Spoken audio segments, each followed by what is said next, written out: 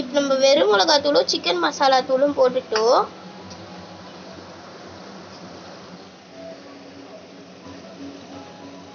கொஞ்சம் கல்லுப்பு போட்டுக்கலாம் தேவையான அளவுக்கு.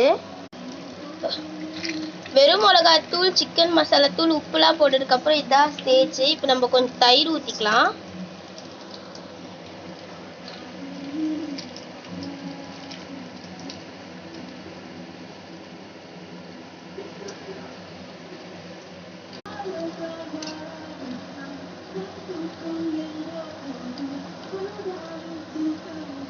இந்த அளவுக்கு தயிர் ஊற்றிக்கலாம். இப்போ மிக்ஸ் பண்ணிக்கலாம். நல்லா மிக்ஸ் பண்ணிக்கலாம் அடி பிடிக்காத அளவுக்கு. இப்போ டேஸ்ட் பார்த்துக்கலாம்.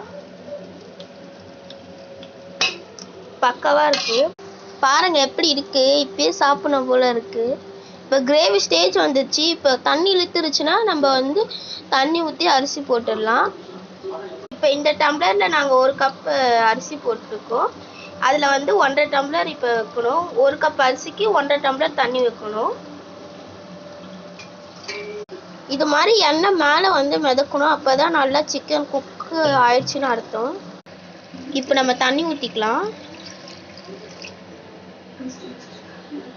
தண்ணி ஊற்றிதுக்கப்புறம் இப்படி தான் இருக்கும். நல்லா மிக்ஸ் பண்ணிட்டு இப்போ நம்ம தயிர் பச்சடி தான் செய்ய போகிறோம். வாங்க எப்படி செய்யுதுன்னு பார்க்கலாம்.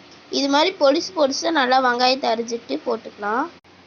இப்போ வெங்காயம் அரிஞ்சாச்சு. நம்ம தயிர் ஊற்றிக்கலாம்.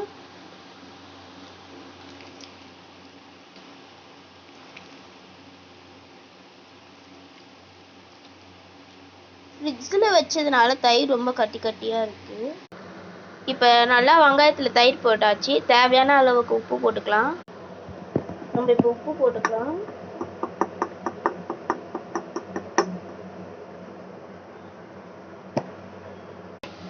இந்த மாதிரி ஸ்டேஜில் இருக்கும்போது நம்ம அரிசி போட்டுக்கலாம்.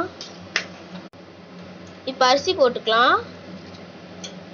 பிரியாணி அரிசி போட்டுக்கலாம், இல்லை நீங்கள் வீட்டு அரிசியில் கூட செய்யலாம்.